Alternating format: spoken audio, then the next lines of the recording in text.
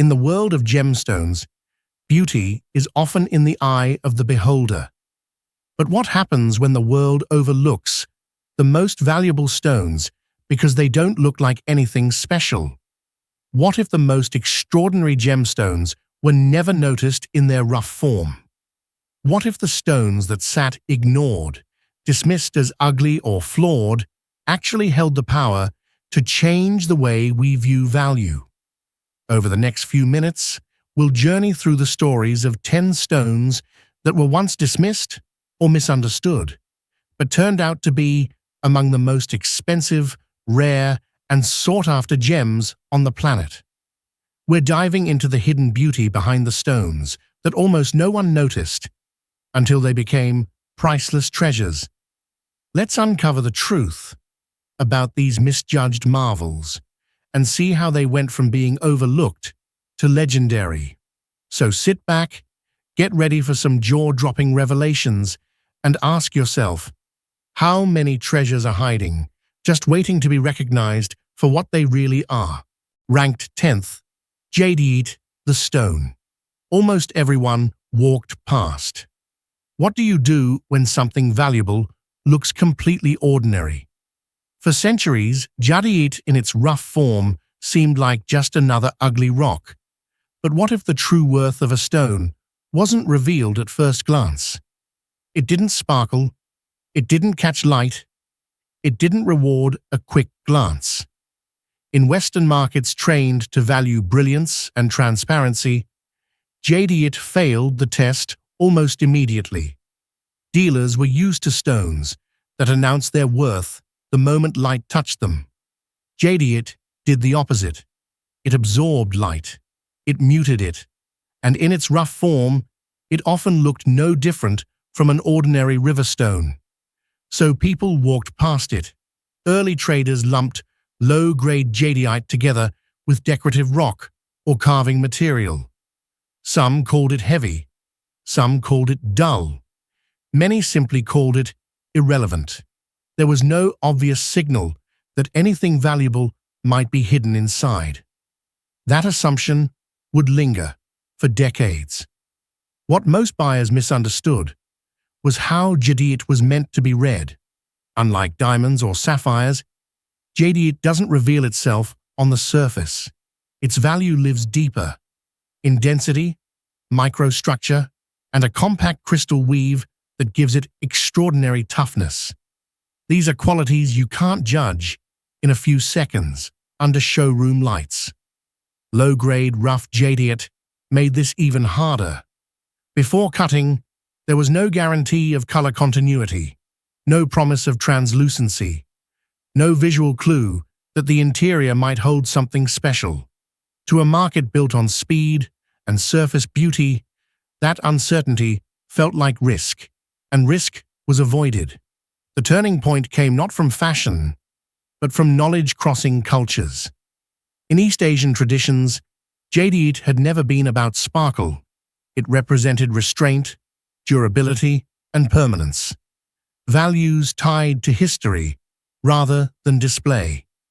As gemologists and collectors began to understand this framework, the Western perception of jadeite slowly shifted. Rough stones, once dismissed, were re-examined. Even pieces labeled low-grade were found to contain usable cores, subtle greens, and internal qualities impossible to replicate artificially. What looked cloudy on the outside often concealed depth within. Prices followed understanding. Today, low-grade jadeite rough is no longer laughed at. It's approached cautiously, sometimes reverently, because the market has learned, often the hard way, that jadeite does not reward impatience. It never did. This stone wasn't ugly. It was silent, and silence is easy to ignore until history proves what the first glance missed. For decades, people passed stones like this without stopping, not because they were worthless, but because no one knew what to look for yet. If you saw this stone raw, sitting on a table with no label, would you have stopped to examine it, or walked away like most people once did? Tell me honestly in the comments. Ranked 9th. Black opal. The light no one believed was there. Not every stone reveals its power at first glance. When you look at rough black opal, there's nothing flashy about it. But beneath that dull surface lies an ancient beauty that only comes alive with patience. Black opal rarely looks like a gemstone. It looks dense, dark, sometimes fractured, sometimes fused to coarse brown matrix that feels more like construction waste than treasure. There's no flash on the surface, no color to catch the eye, nothing that signals rarity at first glance. For a long time, that darkness worked against it. Early miners and buyers were trained to look for instant reward. Stones that glittered under sunlight were kept. Stones that didn't were set aside. Uncut black opal, especially pieces still locked in matrix, often failed that test and was discarded or sold cheaply. Some stones were even broken apart, searching for color that never appeared on the surface. The issue wasn't quality, it was how value was being measured. Opal is unlike most gemstones. Its beauty comes from an internal structure that bends and fractures light in precise ways. Until that structure is revealed through careful cutting, there's no promise of what lies inside. With black opal, the risk was even higher. The dark body tone absorbed light instead of reflecting it, masking everything that would later make it extraordinary. To a fast-moving market, uncertainty was unacceptable.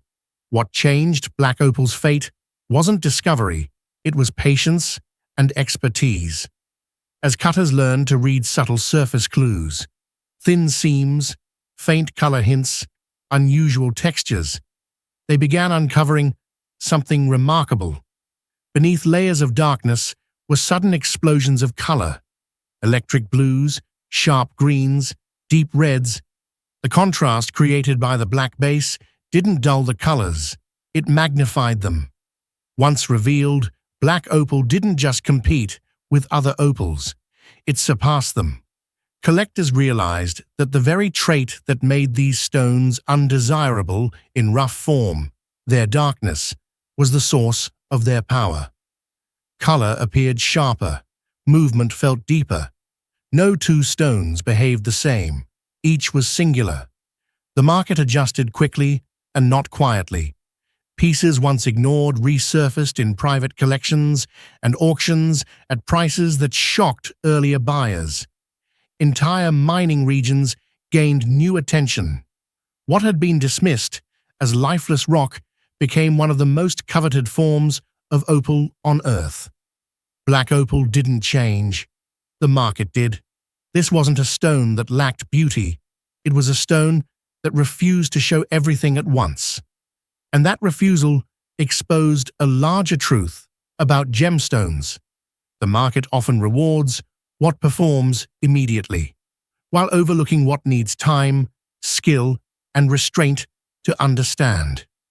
Do you think the gemstone world still favors stones that look impressive first, even when they aren't the rarest or most complex? Ranked 8th. Turquoise. The stone. The market tried to wash away. What if the value of a stone isn't in its polish, but in its story? Turquoise in its weathered form doesn't look precious, but the deeper you go, the more you uncover its timeless connection to earth and culture. Weathered turquoise didn't shine. It didn't hold a mirror finish, and to dealers trained to value hardness and durability, that softness looked like failure, so it was dismissed. In mid-20th century markets, chalky turquoise was often stabilized, dyed, or rejected entirely. Collectors were told it was low quality. Buyers were warned it wouldn't last. And many stones, especially those pulled from older southwestern mines, were quietly pushed aside. What the market overlooked was why the stone looked that way in the first place. Turquoise forms through slow chemical processes near the Earth's surface, often in arid environments. Its porosity, the very trait that makes it chalky is also what gives it character. Each vein, each color shift, each fracture records how water moved through rock over time. Weathering didn't weaken turquoise's story. It wrote it. For indigenous cultures of the American Southwest, this was never a problem. Turquoise wasn't meant to be flawless. It was meant to be lived with, worn, passed down. Its changing surface marked use, memory, and connection to place.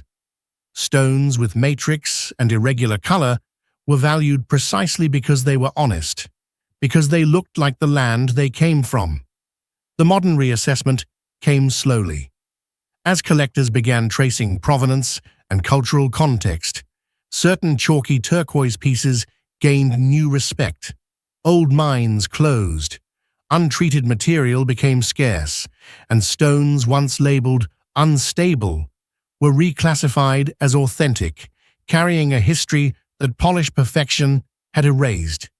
Prices followed perspective. Today, weathered turquoise, especially untreated pieces with clear regional character, is no longer hidden at the back of the table. It's studied, protected, sometimes left exactly as it is, not because it resists change, but because it records it. This wasn't a stone the market misunderstood because it was weak. It was misunderstood because it didn't fit a modern definition of durability. And when that definition finally shifted, turquoise reclaimed its place, not as decoration, but as evidence of time, place, and human meaning. Have you ever seen or owned a piece of turquoise that looked imperfect but felt more real because of it? If so, what made it stand out to you? Ranked 7th, Demantoid garnet. When flaws became proof. What if the flaws in a stone are the key to understanding its true worth? Demantoid garnet is often dismissed due to its inclusions, but those very imperfections tell a story that no flawless stone could ever match. It's small, often muddy green, and almost always filled with inclusions, threads, fibers, internal marks that would disqualify most gemstones instantly. To a market trained to chase clarity, Demantoid looked like a mistake, so it was treated like one. Early buyers passed it over for emeralds and diamonds, stones that performed better under light and looked cleaner in showcases. Included rough Demantoid was labeled inferior, unsuitable for serious collectors, and often cut without much care, if it was cut at all. The irony is that the very thing used to dismiss Demantoid was the thing that made it extraordinary. Those internal fibers, later known as horsetail inclusions, weren't damage. They were geological signatures, proof of how and where the stone formed. Evidence that the crystal grew under rare conditions that couldn't be replicated or faked. But that understanding took time. For decades, the public and even parts of the trade evaluated Demantoid by the wrong standard. Clarity was king. Anything that broke the illusion of perfection was considered a flaw. Demantoid didn't pretend to be perfect, and it paid the price. The shift came when experts began looking closer instead of faster. Gemologists realized that true Demantoid, especially from historic Russian deposits, almost always carried inclusions. Clean stones were suspicious. The more distinctive the internal structure, the more confident experts became about authenticity. In other words, imperfection became verification. Once that realization spread, the market flipped. Included Demantoid garnets, once ignored, were suddenly in demand. Collectors sought stones with visible horsetails. Prices climbed not despite the inclusions, but because of them. What had once been considered visual noise was now read as a fingerprint. Demantoid didn't change its nature. The criteria did. This stone exposed a deep bias in the gemstone world, the assumption that beauty must be clean and value must be obvious. Demantoid proved that sometimes the most important information is hidden in what looks messy. Today, included rough demantoid is handled carefully, studied closely, and judged by experts, not crowds. Because this is a stone that only reveals its importance to those willing to look past first impressions. Here's the real question. Should gemstones be judged by what looks perfect to everyone, or by what only experts know how to recognize? Where do you stand? Ranked 6th, Spinel, the stone that paid for the wrong name. In its rough form, Spinel rarely stood on its own. It appeared as small, hard crystals, often red, sometimes pink or brownish, embedded in rock, without the size or brilliance that demanded attention. There was nothing about rough Spinel that signaled importance, no dramatic flash, no immediate prestige. For centuries, that anonymity sealed its fate. Spinel wasn't just overlooked, it was misidentified. In early gem history, red Spinel was routinely labeled as ruby, not because it looked identical, but because no one knew how to tell the difference. Without modern testing, color ruled everything. If it was red and hard, it was called a ruby, and Spinel quietly disappeared behind another name. That mistake followed Spinel everywhere. When rough stones were sorted, Spinel was either thrown into ruby parcels or discarded as lower-grade material that wasn't quite right. If a stone didn't meet expectations after cutting, it wasn't celebrated, it was downgraded.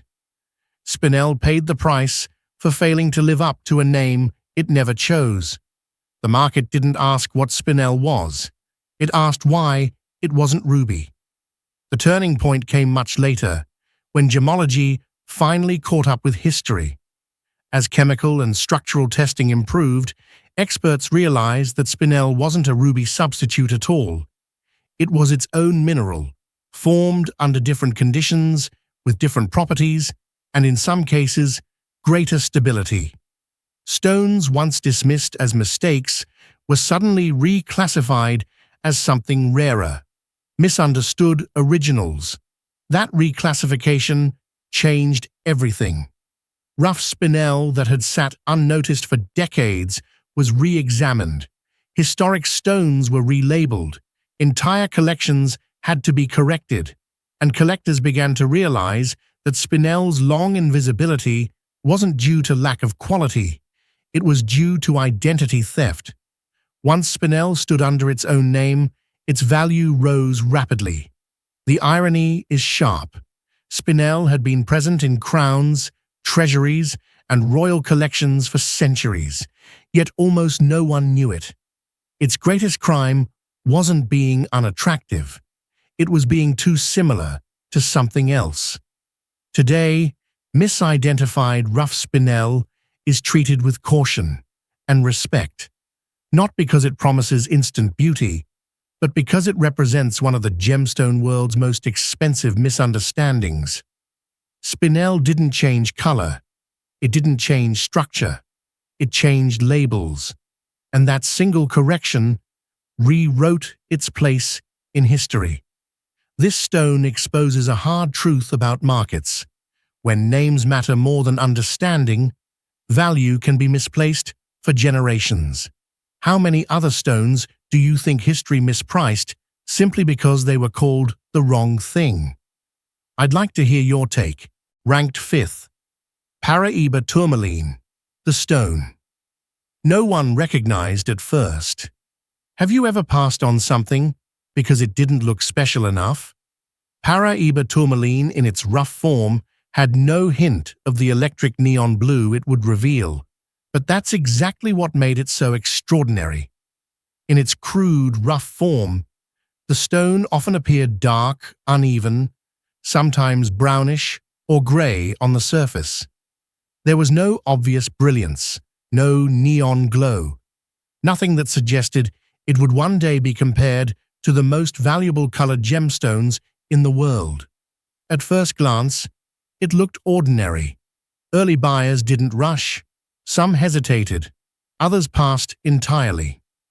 In a market trained to respond to immediate visual payoff, Paraíba rough gave no clear signal that it was different from other tourmalines already on the table.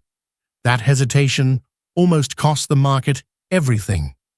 What no one understood at the time was that Paraíba tourmaline wasn't about surface color. It was about what happened to light inside the stone. Trace amounts of copper created an intensity unlike anything seen before in tourmaline. But in rough form, that electric glow was often trapped beneath an unremarkable exterior. Until it was cut, the stone stayed quiet. The discovery didn't explode overnight. It crept. As cutters began experimenting, something unexpected emerged. Stones that looked dull moments earlier suddenly lit up with neon blues and greens, colors so vivid they seemed artificial. The effect wasn't subtle, it was shocking, and once the trade saw it, there was no going back. Paraíba tourmaline didn't just stand out, it rewrote expectations. Collectors realized that what they had overlooked wasn't a minor variation, it was a geological anomaly, a color intensity that couldn't be faked, a signature that couldn't be replicated without nature's exact chemistry.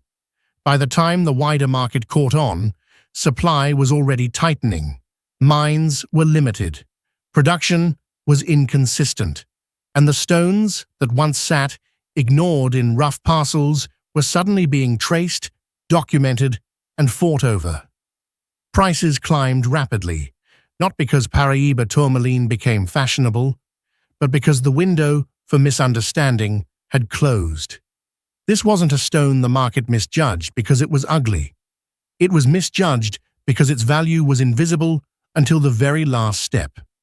Paraíba exposed a dangerous habit in the gemstone world, assuming that what doesn't announce itself immediately isn't worth waiting for.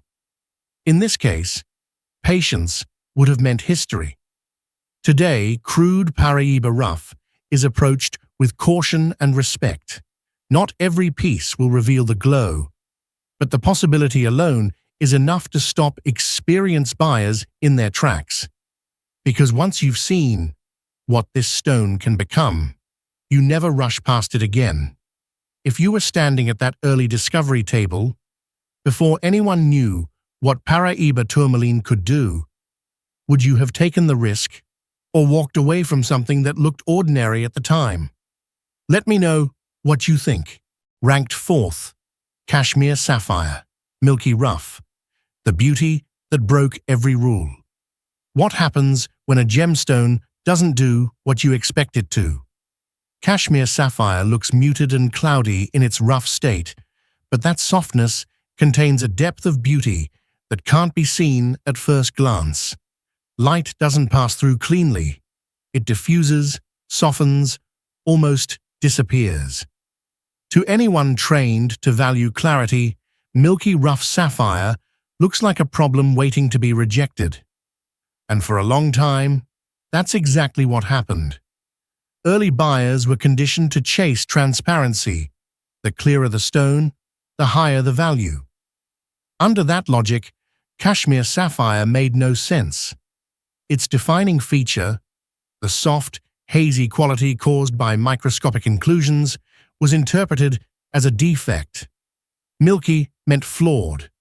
Flawed meant inferior. The mistake was assuming that clarity was the goal. Kashmir sapphires formed under rare geological conditions in the Himalayas, where slow crystallization created a unique internal structure. Instead of scattering light randomly, these inclusions produced a phenomenon unlike anything else, a velvety glow. Color didn't flash, it floated. Blue didn't sparkle, it settled. But in rough form, none of that was obvious.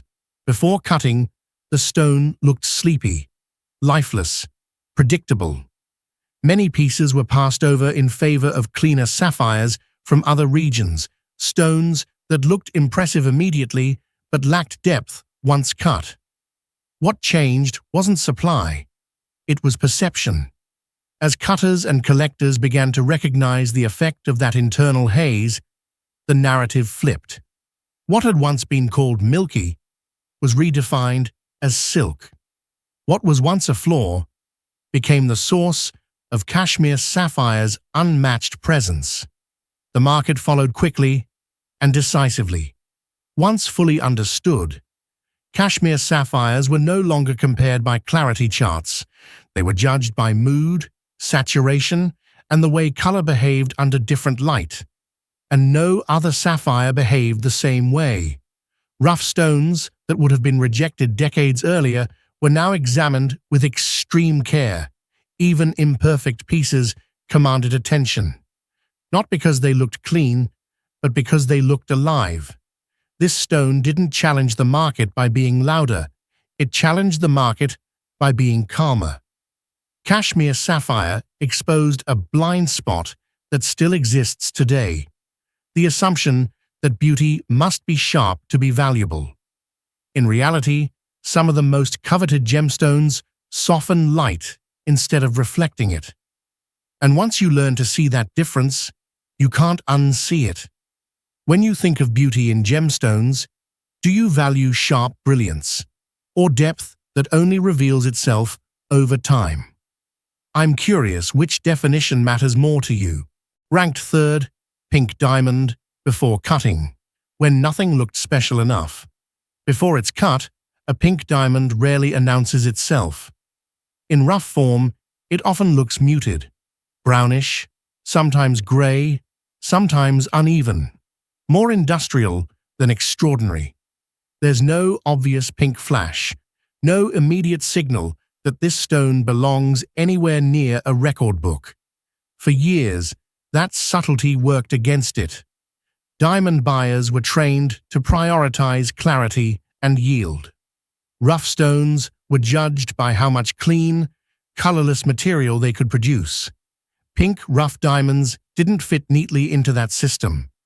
Their color was uncertain, their cutting risk was high, and the payoff was anything but guaranteed. Many were downgraded. Some were cut conservatively. Others were overlooked entirely. The issue wasn't rarity, it was confidence. Unlike other gemstones, a diamond's final value depends heavily on cutting decisions made when the stone still looks unimpressive. With pink diamonds, that decision carried enormous risk.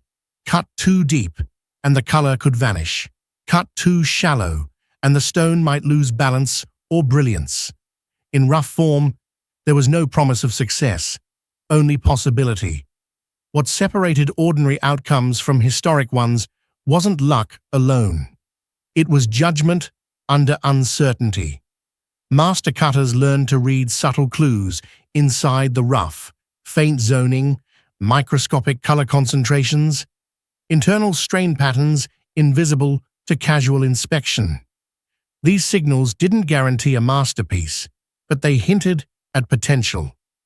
And acting on that potential required something rare in the gemstone world: restraint. When cut correctly, the transformation was profound. Muted rough turned into saturated pink. Industrial-looking crystals became icons. Diamonds that once seemed ordinary redefined the upper limits of the market. The value shift wasn't incremental, it was explosive. And it happened late. By the time the wider market recognized how rare true pink diamonds were, supply was already collapsing. Mines produced fewer stones. Old decisions were re-evaluated, and diamonds once dismissed resurfaced as centerpieces of major auctions. The uncomfortable truth is this: many pink diamonds that could have been legendary were cut wrong or never given the chance. This stone didn't punish ignorance, it punished haste. Pink diamonds exposed one of the most expensive lessons in gemstone history. Rarity doesn't always look rare at first. Sometimes it looks uncertain. Sometimes it looks risky.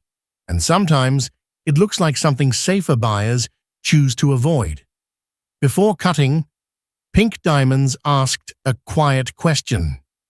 Do you see enough to wait, or do you need proof immediately? So what do you think mattered more here? Luck or the skill to recognize potential before anyone else could see it? Share your perspective. Ranked second, Moldavite, weathered pieces, the stone that came from space but looked like dirt. Moldavite doesn't look like a gemstone, at least not in its rough form. Before it's cleaned, polished, or cut, Moldavite often appears like little more than a dirty, weathered chunk of glass. It's rough, it's fragmented, and sometimes it's green, but murky, more like a piece of broken bottle than anything you'd expect to find in a jeweler's case. For years, that unremarkable appearance meant Moldavite was often dismissed or ignored. Moldavite, unlike most gemstones, didn't come from the earth. It came from a meteorite impact millions of years ago. This sudden origin made it unique, but also difficult to understand. In its rough, weathered state, it didn't look extraordinary, and certainly didn't offer the instant allure that more traditional gemstones like diamonds or sapphires did. To the untrained eye, Moldavite was just another chunk of glass. The market didn't know how to value something that looked so ordinary. In its natural, uncut state, Moldavite didn't sparkle. It didn't glow under light. What it had was history. What it had was mystery. And that's where the story of Moldavite changed. As gem enthusiasts began to study it more closely, the unusual properties of Moldavite started to become clearer. The stone wasn't simply glass. It was impact glass, formed from a meteorite strike. Its chemical composition was completely different from anything earthbound. Inside its weathered surface, it carried traces of cosmic history. The more people learned about its extraterrestrial origin, the more they started to see the stone in a different light. What once looked like discarded fragments now appeared as rare remnants from the cosmos. When Moldavite was finally cleaned and polished, its deep green hue, translucency, and intricate texture became far more apparent. It was as if the stone had a story to tell, but only if you knew how to look past the surface. Now Moldavite is seen as one of the most coveted and mystical stones in the world. Collectors, spiritualists, and gem enthusiasts have all been drawn to its unique origin and the myth that it carries energy from the stars. And because of its cosmic origin, Moldavite's value soared. Once overlooked and undervalued, it's now one of the most expensive meteorite-derived stones on the market. But that transition wasn't immediate. It required patience. It required understanding. In its early days, Moldavite looked like nothing special. But once you understood what it was, that's when its true value became clear. What do you think? When something seems ordinary at first glance, does it take time to recognize its true worth, or do we simply walk past it? I'd love to hear your thoughts on this stone's transformation. In first place, Alexandrite, the stone that hid its true power. What if a gemstone's true beauty lies hidden, waiting to be unlocked? Alexandrite, in its rough state, looks dull and ordinary, but once it's cut, it reveals a color-changing ability that makes it one of the most extraordinary stones in the world. In fact, rough Alexandrite is easy to mistake for a simple, unremarkable piece of quartz or a random mineral. Its color shift, one of its most stunning characteristics, has yet to reveal itself. Instead of flashing vibrant greens and reds, it looks, well, ordinary.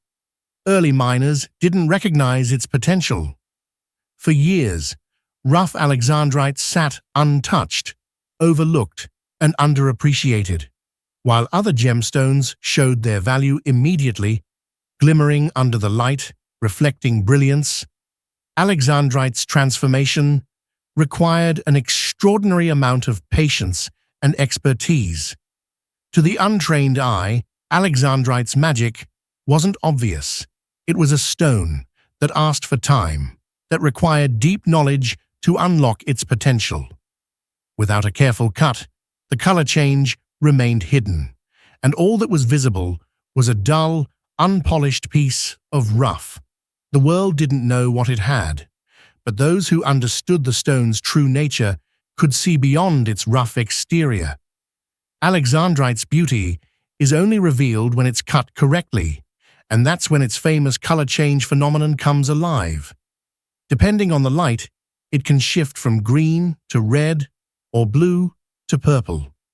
A magical effect that has earned it the title of the emerald by day, ruby by night stone. Under sunlight, it sparkles with vibrant green tones. Under incandescent light, it bursts into red or purple hues, like a completely different stone altogether. Once its color-changing ability was understood, Alexandrite quickly became a sensation. No other gemstone could match this optical illusion. No one could explain it immediately, and that added to its mystique. This seemingly ordinary stone revealed its true self only under the right conditions, making it one of the most sought-after gems in the world. The lesson here is clear. The most exceptional qualities aren't always visible at first glance. Some stones, like Alexandrite, need to be understood in a deeper way to fully appreciate their beauty. What once appeared dull and unremarkable was revealed to be one of the most spectacular transformations in the gemstone world. Today, Alexandrite's rarity, beauty, and mystique are unrivaled. It is among the rarest and most valuable gemstones on Earth, prized by collectors and jewelry designers for its magical ability to change color before your very eyes. But it took a long time to recognize that power. So, the real question is, how often do we overlook something simply because it doesn't look special at first? Do we wait long enough to see its true potential? Let me know your thoughts. I'm curious how many other stones are hiding their true magic just beneath the surface. So, after seeing these 10 hidden gems, what do you think? How many treasures are out there, waiting to be discovered? These stones show us that true value isn't always visible right away. Sometimes, the best treasures take time to reveal their magic. If you were surprised by any of these stones, leave a comment below and tell us which one blew your mind. Don't forget to like, subscribe, and hit the bell for more gem stories you won't want to miss.